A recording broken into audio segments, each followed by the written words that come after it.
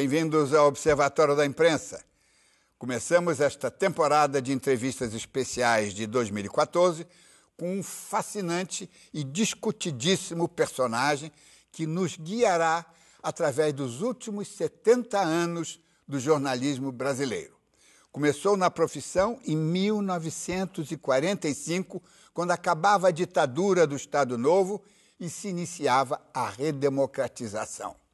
O clima de liberdade marcou definitivamente o seu estilo de escrever e o seu padrão de jornalismo. Por isso, a sua profissão de fé contém 3 palavras apenas, afiadíssimas. Jornal é combate. O jornal no qual combate há um pouco mais de meio século, a Tribuna da Imprensa, agora um blog, tinha no cabeçalho uma lanterna para lembrar a lamparina de Diógenes, o filósofo grego que saía à rua para descobrir homens honestos. O vespertino era também conhecido como derrubador de presidentes. Por isso, foi castigado, um dos mais castigados na história recente do nosso jornalismo. Nas 5 décadas da ditadura militar, foi preso 9 vezes, desterrado 3 e sofreu 37 processos. Foi condenado pelo STF em 1963, quando Jango ainda era presidente. Para enfrentar esta fera, convoquei um parceiro, Anselmo Góes, para dividir a arena. Hélio Fernandes, jornal é só combate? Jornal é opinião e informação e opinião. Sempre foi. Quando eu comecei a fazer coluna diária em 1956, aí eu já era velho, tinha 35 anos. Comecei a fazer, foi a primeira coluna diária no Diário de Notícias. Eu fazia coluna e artigo diário, realmente. Então, você disse aí que eu estou discutidíssimo, eu sou tão discutido que discuto até comigo mesmo. Quando eu fui preso em 1963, o único jornalista... Uma das prisões? Mas dessa eu fui julgado no Supremo Tribunal Federal. Fui o único jornalista brasileiro julgado no Supremo Tribunal Federal. Alguns foram processados, que era coisa diferente. O Rui Barbosa foi processado 2 vezes, o João Dantas, do Diário de Notícias, foi processado, o Prudente de Moraes Neto foi processado. Agora, processado, ele contratava um advogado, o processo arquivado. Eu não, eu fui preso porque publiquei uma circular sigilosa e confidencial do ministro da Guerra, fui preso e fui julgado no Supremo Tribunal Federal. Quando eu fui preso, o Milor, então, no dia seguinte fez uma frase e publicou e disse o seguinte: eu não quero defender meu irmão Hélio Fernandes, não, mas um jornalista que recebe um documento sigiloso e confidencial do ministro da Guerra e não publica, é melhor que abra um supermercado. É verdade, realmente, lógico. Nunca deixei de publicar coisa alguma, até mesmo na ditadura. Por isso fui muito preso. Você acha que isso é inerente à profissão, é isso que você está achando? Você acha isso? Você acha que é inerente à nossa profissão? Mas é evidente, o combate, a luta. Jornalismo não é uma profissão comum, realmente. Confortável. Que você sai de casa às 8 horas e volta às 6 horas da tarde. Não, jornalismo você fica. Você é dominado pelo jornalismo, você não domina o jornalismo, realmente. Agora, o jornalista, para ter opinião, ele tem que ter informação. Eu sempre fui considerado um dos jornalistas mais bem informados, porque sempre trabalhei. Eu entrei na revista O Cruzeiro com 12 anos. Eu trabalhava no escritório de advocacia na rua Senador Dantas, ganhava R$120 mil, que era o salário daquela época. Então, aí um amigo me disse: Hélio, na revista O Cruzeiro estão querendo uma pessoa, não precisa ser jornalista, não, e eles pagam R$150 mil.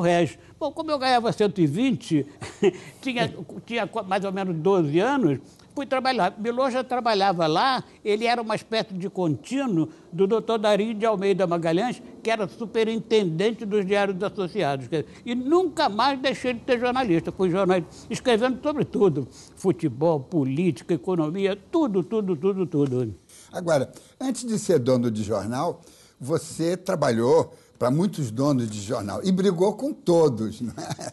Qual dessas figuras, você conviveu com figuras exponenciais, emblemáticas, Chateaubriand, Lacerda, em suma.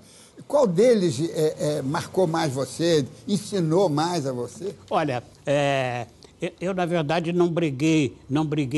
Eu quando discordava, eu saía e ia me embora.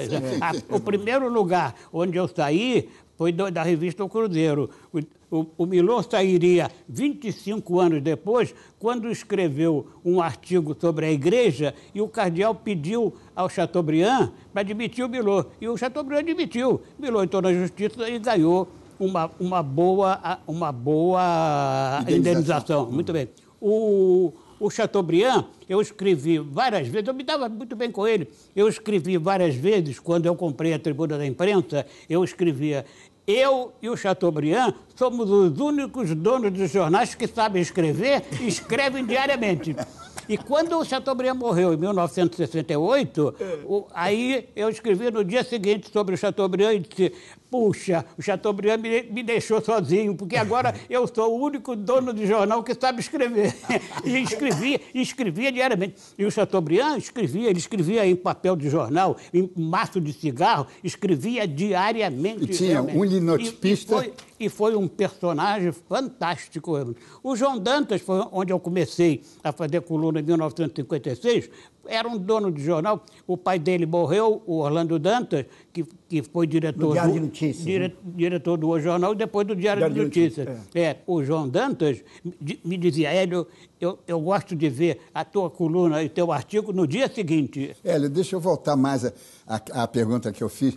Desses donos de jornal, você não trabalhou com ele, mas foi convidado por ele e foi uma grande figura, o Paulo Bittencourt. Qual é a sua... Eu gostava muito do Paulo, realmente. O Paulo Bittencourt me convidou numa época em que eu estava no Diário de Notícias. O Carlos Lacerda escreveu na Constituinte... 17 jornalistas cobriram a Constituinte em 45, que promulgou a Constituição de 46 em 18 de setembro de 1946.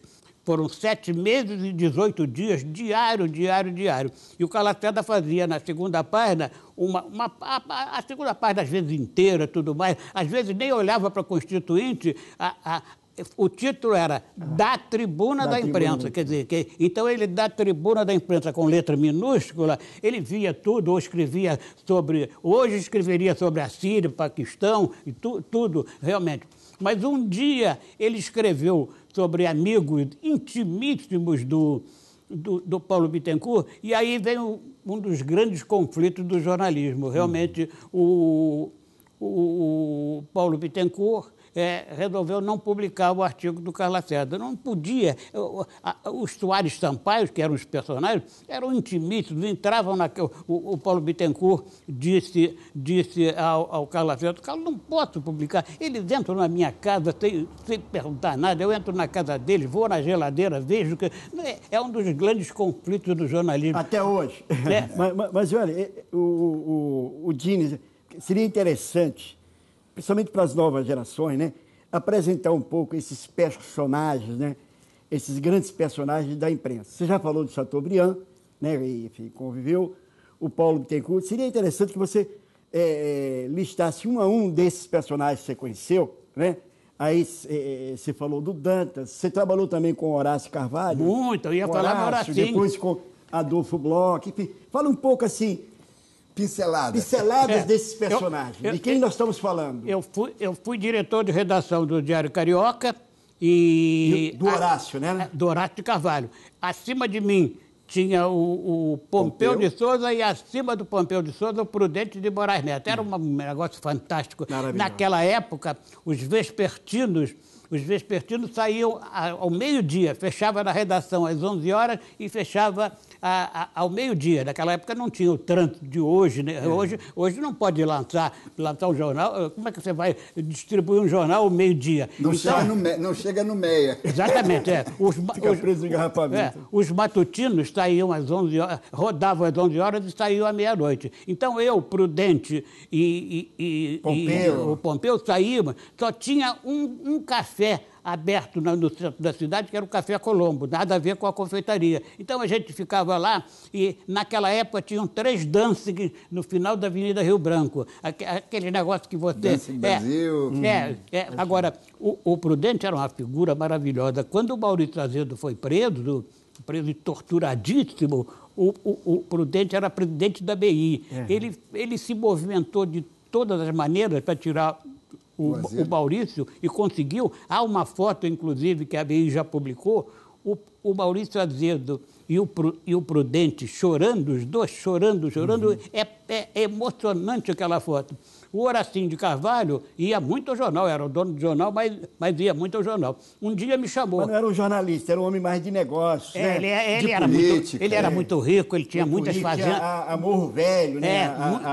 Muitas fazendas de café. Mas um dia, e quem ia muito ao jornal era a mulher dele, depois mulher do Roberto Marinho. A dona Lili. Dona Lili, linda, foi Miss França com 18 anos, linda mesmo. Um dia o Horacinho me chamou e disse, sério, olha aqui, o jornal está atrasando muito, todo dia o jornal está atrasando, não é possível. Eu aí disse para ele tranquilamente, olha, Horacinho, vou te dizer uma coisa, enquanto a Lili vier ao jornal, eu não me responsabilizo pelo horário, porque ela vem aqui para tudo. Deslumbrante. Para tudo.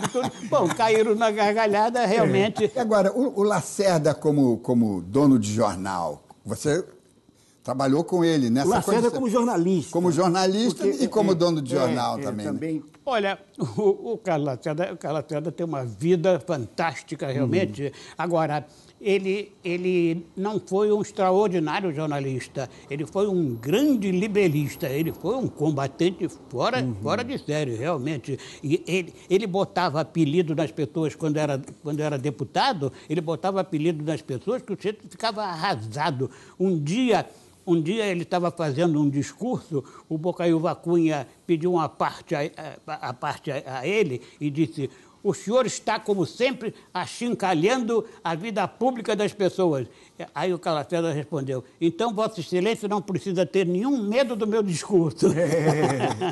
Ele não era jornalista, ele era um político no jornalismo. É isso, eu estou errado? Aí o Carlos Lacerda, então, um dia falando comigo, sério, diz aos seus amigos intelectuais da academia que eu não sou político, não. Eu sou um intelectual desviado para a política. Na verdade, eu sou um intelectual que estou na política. Bom, e ele escreveu, inclusive, vários livros. Inclusive, ele deixou um depoimento gravado com vários jornalistas, inclusive perguntaram a ele: e o seu relacionamento com o Hélio Fernandes? Ele disse: bom, o nosso relacionamento sempre foi muito bom, nós fomos presos 3 vezes juntos.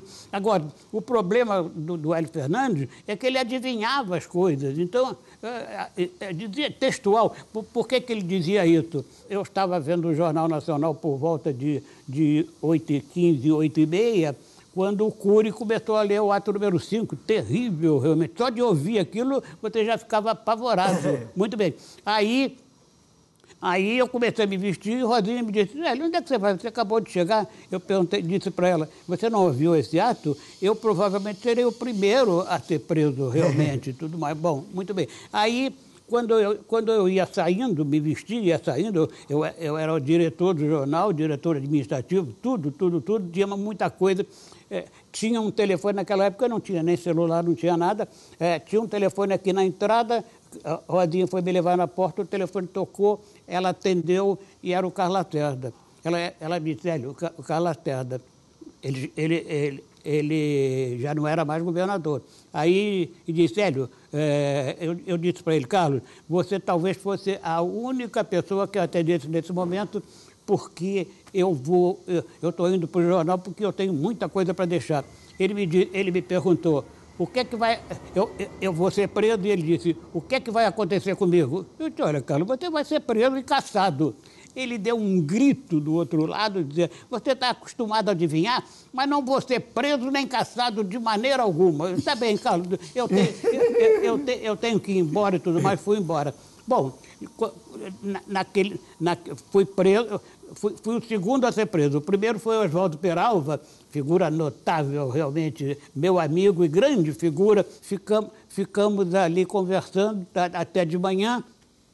Depois chegaram mais 2 pessoas. Às 9 horas da manhã chegou o Carlos Lacerda. Aí me abraçou, generoso, e disse: tá bem, você adivinhou mais uma vez, mas não vou ser caçado. Eu disse: Carlos, tá bem, você não vai ser caçado. Eles te prenderam porque gostam muito de você aqui. Né? Bom, no dia 30 de dezembro, foi preso. No dia 2, nesse dia mesmo, chegou o Mário Lago. Ele estava fazendo uma peça no Teatro Santa Isabel. Ele estava com aquela roupa de escocês, porque ele fazia um escocês. E o Mário Lago era uma figura notável. Eu já tinha sido preso uma vez com ele, o Carlos Lacerda. Ele era extraordinário e tinha umas pessoas que ele não conhecia. Aí ele disse: aqui eu só conheço o Hélio e o Carlos Lacerda. Eu estou vestido assim, mas não sou viado, não.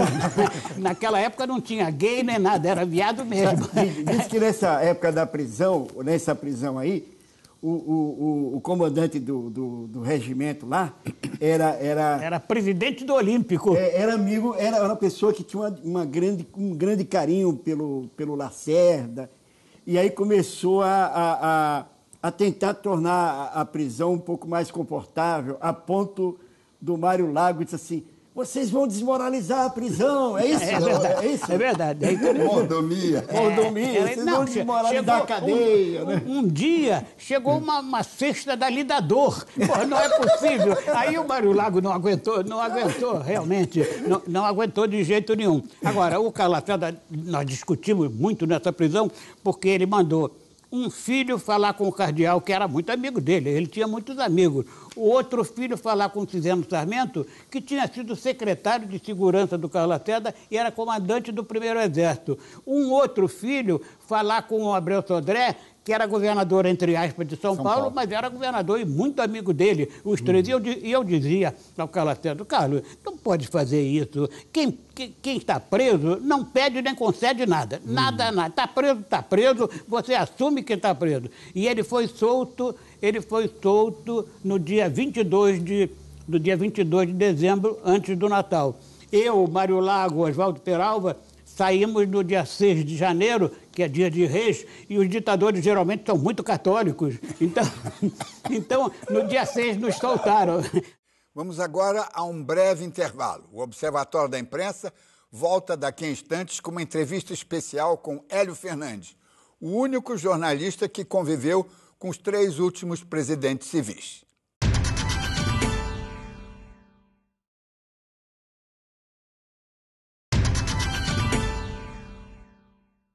O Observatório da Imprensa volta com uma entrevista muito especial com Hélio Fernandes, único jornalista vivo que participou da cobertura da Assembleia Constituinte de 1946.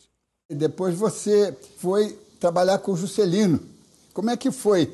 Eu conheci o Juscelino na Constituinte e me dei muito bem com ele, realmente, porque eu estava fascinado pela Constituinte. Realmente, eu sempre gostei. É a democracia. É exatamente isso. Eu, mocíssimo, ia todo dia, e eu escrevia uma matéria, como a revista era semanal, eu escrevia uma matéria maior assinada a Hélio Fernandes e fazia 3 ou 4 matérias, porque a Constituinte dava para fazer uma por dia ou mais. Essa revista era a revista da semana? Não, o Cruzeiro. O Cruzeiro. O Cruzeiro. Eu ainda estava no Cruzeiro.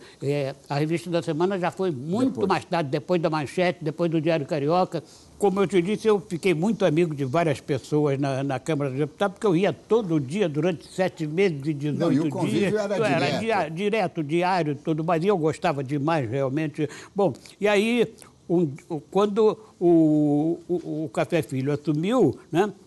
O Juscelino, que já era governador de Minas, se lançou candidato a presidente. E um dia o Horacinho de Carvalho, eu já não estava mais no Diário Carioca, porque quando o Getúlio assumiu em 51, uma posse tumultuadíssima, e aí o Samuel Weiner, que tinha ficado 3 anos lá em Itu, sozinho com o Getúlio, e Quando o Getúlio ganhou a eleição, eles saíram de lá e o Getúlio perguntou para o Samuel: Samuel, o que tu queres ser no meu governo? E o Samuel disse: presidente, não quero ser nada, eu quero fazer o meu jornal. Aí ele disse: tu terás todos os recursos para fazer o jornal. E o Samuel fez um jornal magnífico, com dinheiro também à vontade, mas outros tiveram dinheiro e não fizeram, dinheiro oficial, Banco do Brasil, Caixa Econômica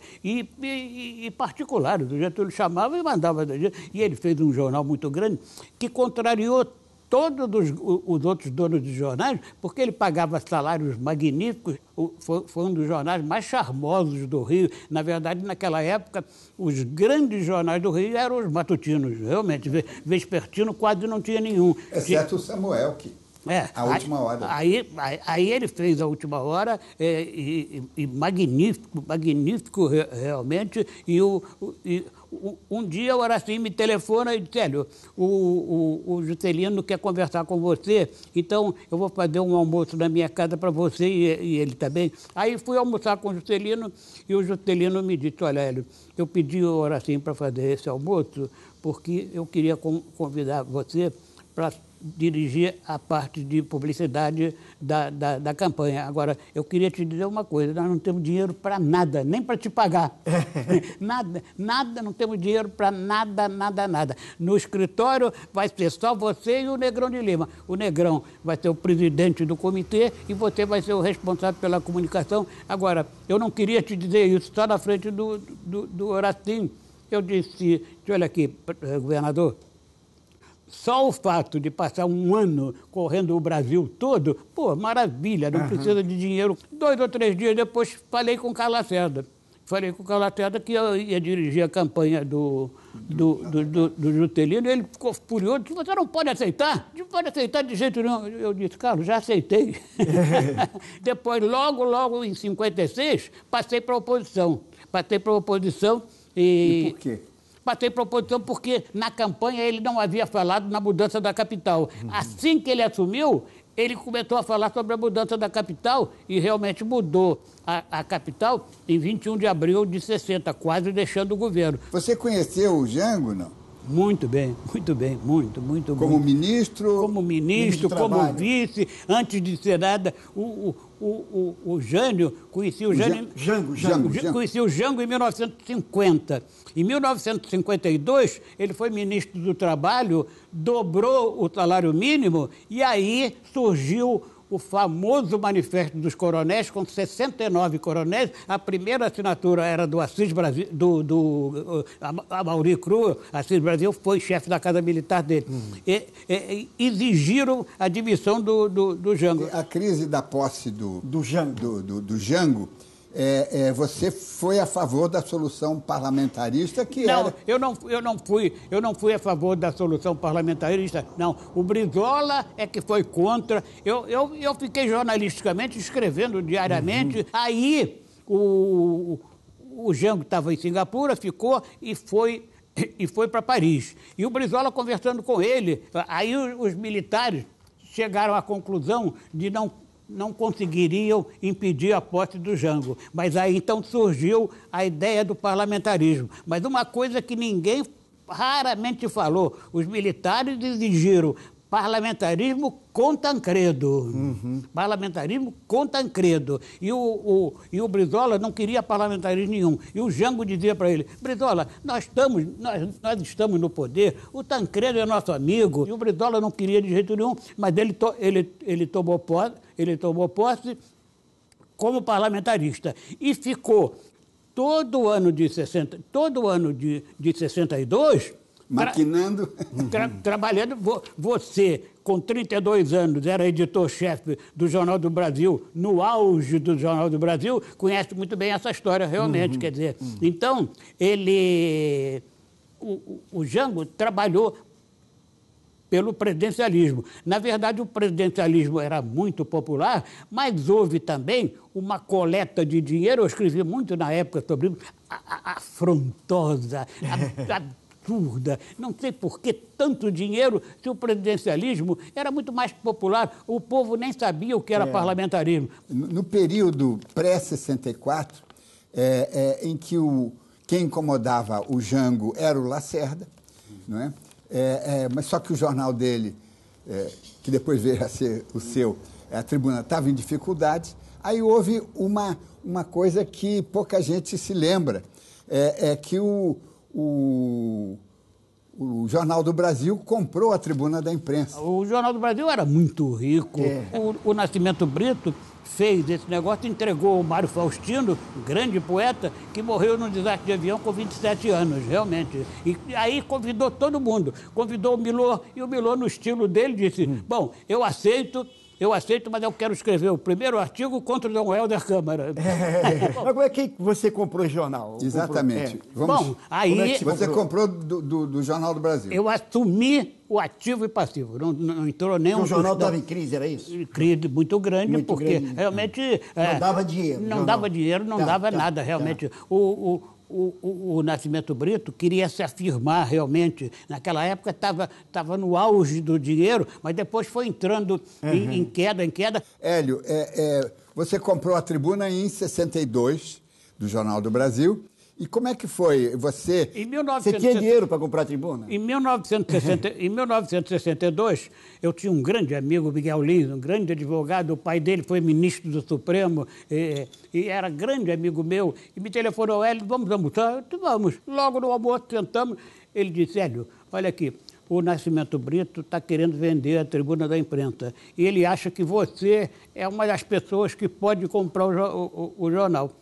Aí eu respondi a ele na hora, ô Miguel, você viu a dificuldade com que eu comprei a minha casa agora, há pouco tempo, realmente, comprei do Horacinho de Carvalho, não tenho dinheiro para comprar o jornal, de maneira alguma. E ele aí me respondeu imediatamente, você pode comprar sem dinheiro. E eu aí respondi para ele também na hora. Bom, Miguel, já estou começando a me interessar. E aí ele me contou o seguinte, que eu assumiria o ativo e passivo do jornal. O ativo eram as máquinas, aqueles edifícios da Rua do Lavradinho. E o título do jornal, realmente, muito bem. Aí acabamos de almoçar e o Miguel, bom, eu vou conversar com o Nascimento e volto a te telefonar. No dia seguinte me telefonou, sério, o Nascimento está inteiramente de acordo. Ele estava querendo se livrar do ônus, da dificuldade em que estava realmente. O Jornal do Brasil já não estava naquele apogeu de dinheiro, aquela potência realmente. Naquela época eu fazia jornal sozinho. 2, 3 pessoas e eu fazia jornal. Começamos a fazer jornal e fomos e fiquei de 62 até 2008, 62, quer dizer, 38, 46 anos, dono da Tribuna da Imprensa. Naquela trincheira.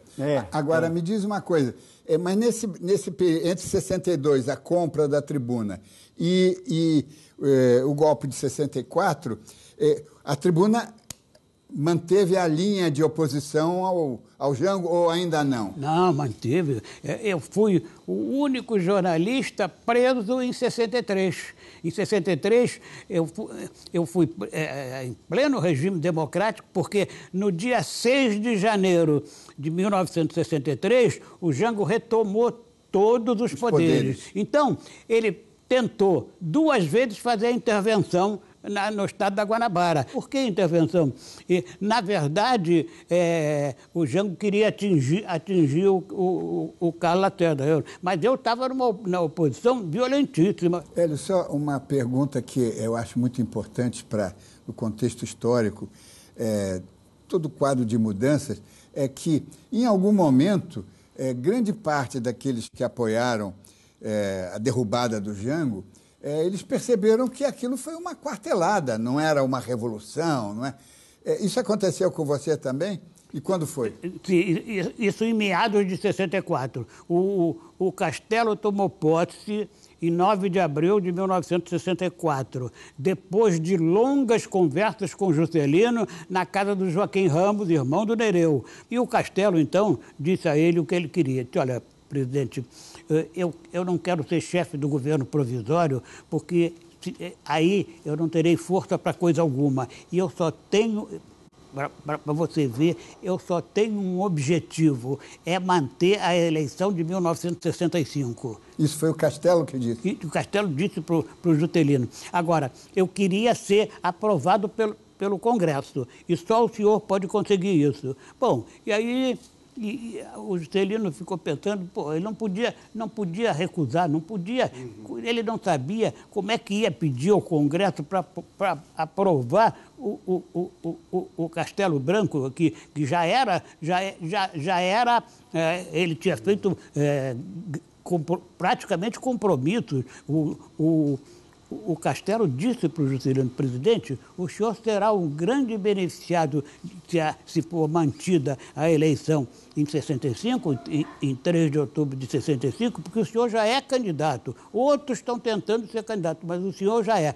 E aí disse para ele, para que o senhor tenha a certeza do meu compromisso, agora mesmo eu vou convidar o Zé Maria Alckmin, que está aqui, seu grande amigo, para vice-presidente. E aí convidou o Zé Maria Alckmin, que foi vice-presidente. E aí o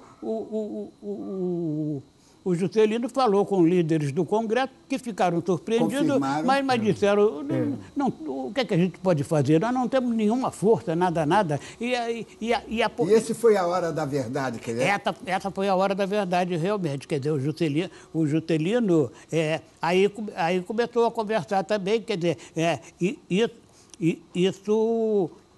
isso levou o ano de 64, aí houve definição. Aí ficou uma quartelada. Aí ficou mesmo uma quartelada, porque no primeiro dia foram logo presos o Miguel Arraes e o Seixas Dória, governador de Sergipe. O Seixas Dória, grande amigo meu, nem sei por que foi preso. Ele era uma ótima figura, mas não era atuante nem nada. Era da UDN. Né? Exatamente, era da UDN. Bom, e o Miguel Arraes foi preso no primeiro dia, foi levado para Fernando de Noronha, realmente, e no primeiro ou no segundo dia já do golpe, antes do Castelo tomar posse, houve aquele episódio tremendo do sargento Bezerra, o sargento que foi passeado nas ruas de Pernambuco, amarrado... Gregório Bezerra, exatamente. Oficiais fardados puxavam ele amarrado pelo pescoço, puxavam ele no meio da rua do Recife, realmente. O povo ficou sem saber o que fazer, realmente. E depois que ele tomou posse, o Castelo, chegavam notícias e mais notícias de tortura do Brasil todo. Se a Frente Ampla fosse bem sucedida, os militares teriam saído de cena honrosamente, a imprensa teria se reabilitado do apoio que deu ao golpe, e a ditadura teria durado muito menos. Hélio Fernandes foi protagonista deste episódio. Veja no próximo bloco.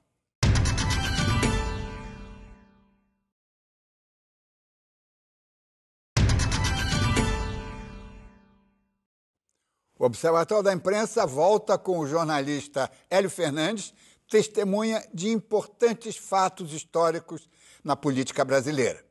Logo no meio de 64, eu já estava na oposição. E no início de 65, eu lancei a Frente Ampla aqui em casa, exatamente.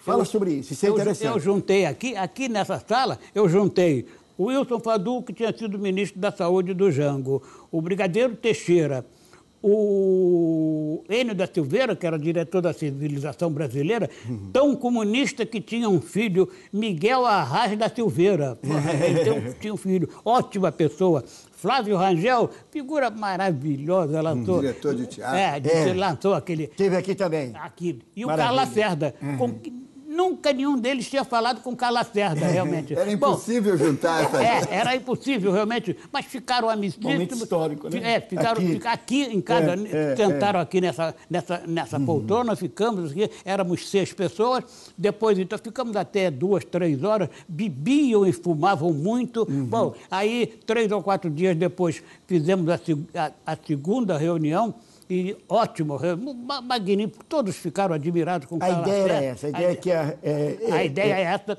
já era contra o golpe, realmente. A ideia era fazer uma união. Foi assim que nasceu a Frente Ampla. Tem que nascer a Frente Ampla, mas nós não usamos a palavra Frente Ampla. O Alberto Lee, então, emprestou a casa para o Enio da Silveira. Nós tivemos lá mais 6 reuniões, agora com outras pessoas, surgiram outras pessoas, e o Enio da Silveira, toda vez que a gente entrava na casa, ele dizia: Hélio, quando a gente tomar o poder, aqui vai ser a casa dos escritores do partido. Bom, e ficamos realmente... Bom, até que decidiram fazer um manifesto. O manifesto foi redigido por mim e não tinha nome, nada. O Zé Gomes Talarico foi ao Uruguai conversar com o Jango aceitou o Carlos Lacerda ir visitá-lo. Eu ia também, mas não pude sair daqui, não deixaram eu sair. E o Carlos Lacerda depois me contou, quando ele chegou lá, o Jango perguntou: o Hélio Fernandes não vinha com o senhor? E aí o Carlos Lacerda disse: vinha, mas não deixaram ele sair. E aí o Jango disse para ele: olha, a nossa satisfação aqui, nós temos mais de 60 pessoas exiladas aqui, é quando chega a tribuna da imprensa, porque a gente não entende como é que o Hélio pode fazer tal oposição sem sair do país. Realmente a gente fica esperando o jornal. E o Carlos Lacerda estava insistindo muito para eu ir, porque ele me disse: Hélio, o meu problema com o Jango, a gente resolve, a gente faz política. O meu problema, o meu medo é que eu esteja conversando lá numa sala com o João Goulart, o Jango, e a dona Maria Tereza chega e diz: por que o senhor está aqui conversando com o meu marido? O senhor escreveu tanto contra ele e tudo mais. Ele tinha medo disso, mas ela não apareceu nem nada. E em determinado momento, depois deles conversarem muito, o Carlos Lacerda me disse que empurrou o manifesto para o Jango assinar e disse: presidente, eu queria que o senhor assinasse porque eu tenho que ir lá onde o Brizola está para ele assinar também. E aí o Jango devolveu e disse: se esse senhor assinar, eu não assino. É mesmo? Se esse senhor assinar, eu não assino. E realmente, aí assinou, o Carlos Lacerda voltou, e aí marcamos a leitura do manifesto que não tinha nome, nada. Botamos uma cadeira e um microfonezinho para o Carlos Lacerda ler o manifesto. Tinha mais de 200 pessoas na rua. Bom, e o Carlos Lacerda leu o manifesto, que teve uma repercussão internacional, e os jornais passaram a chamar de Frente Ampla. Aí ficou sendo Frente Ampla, realmente. Quer dizer, ficou Frente Ampla. E aí o Juscelino, que estava na Europa, conversou com a Sandra Cavalcante, e o Juscelino não quis participar naquela época. Disse: eu estou muito atento, porque eu sou candidato a presidente. Ele havia passado o cargo ao Jânio em 31 de janeiro de 61 e lançou a sua candidatura para 65. O PSD ainda tentou um movimento para uma reeleição dele, mas não havia clima. Mas no final o JK também aderiu à frente. Atendeu, realmente ficou. Hélio, agora eu queria uns flashes de algumas figuras da imprensa que são figuras importantíssimas, que você rapidamente privou com eles, você de repórter. Por exemplo, o Adolfo Bloch, por exemplo. Os blocos, através do Leon Eliachar, o Adolfo me convidou para dirigir a Manchete. E eu não queria ir. Os blocos tinham a reputação de não pagar, o que depois ficou errado que não era. Até que um dia fui conversar com os blocos e acertamos tudo. E uma das coisas depois que ficou folclórica, eu disse: olha aqui, mas vocês não vão entrar na redação de jeito nenhum, vocês vão ver a revista pronta. Bom, e aí levei todo mundo, aquele pessoal que estava começando, era 52, 53, Paulinho Mendes Campos, Fernando Sabino, Carlinho de Oliveira, Fernando Lobo, pai do Edu, que tinha vindo de Pernambuco, Antônio Maria, que depois fez a mesa de pista, uma coluna no Globo e tudo mais. Levei um grupo muito grande. O Paulinho Mendes Campos estava fazendo uma experiência com o LSD, né? E ele me tentava muito. Hélio, faz essa experiência. A ida é um pouco violenta, mas a volta é uma delícia, realmente. Bom, mas daí fiquei 2 anos dirigindo a revista, e a revista foi crescendo, crescendo, crescendo. Aí um dia o Adolfo me chamou. Eles eram grandes gráficos. Ele disse, Hélio, a revista já estava com 150 mil exemplares e um prestígio muito grande político. A revista era a minha cara, tinha que ser a minha cara, evidentemente.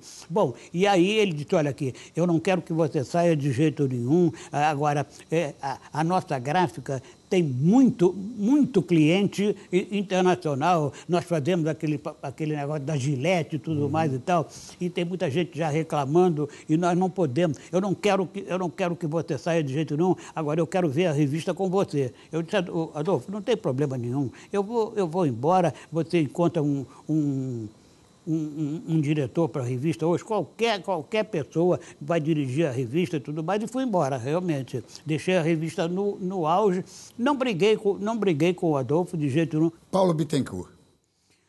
Eu me dava muito bem com o Paulo Bittencourt. Um dia me chamou e disse, Hélio, eu queria te entregar o Correio da Manhã. Eu tô querendo parar um pouco, realmente, ficar muito mais tempo na Europa, a Nilmar também. Aí ficamos conversando, porque em 1955, na campanha do Juscelino, quem escrevia os discursos da campanha eram Álvaro Lis, que era o editorialista, Augusto Frederico Schmidt e eu. E quem viajava era eu. Então, eu entregava os discursos ao Juscelino. Juscelino dava uma olhada, botava no bolso e falava de improviso. Eu até chamava ele de mediúnico, porque ele falava as coisas inacreditáveis. Bom, então eu ia muito ao Correio da Manhã, porque era, inclusive, atrás da tribuna da imprensa.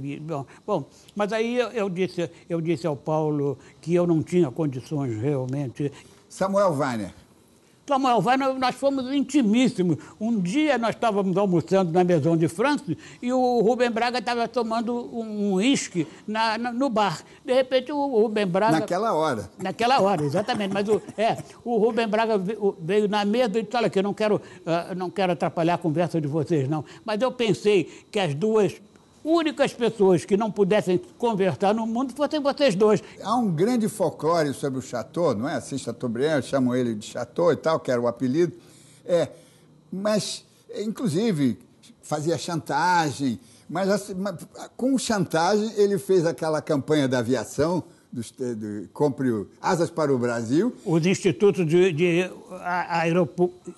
Exato, dos aeroclubes e tal. Quer dizer, ele fazia chantagem, mas deixava uma... Eu queria a sua visão dele. O Chateaubriand era uma grande personalidade. Isso que você diz é verdade. Mas são raros os donos de jornais que não fizeram isso, que não enriqueceram com o jornal.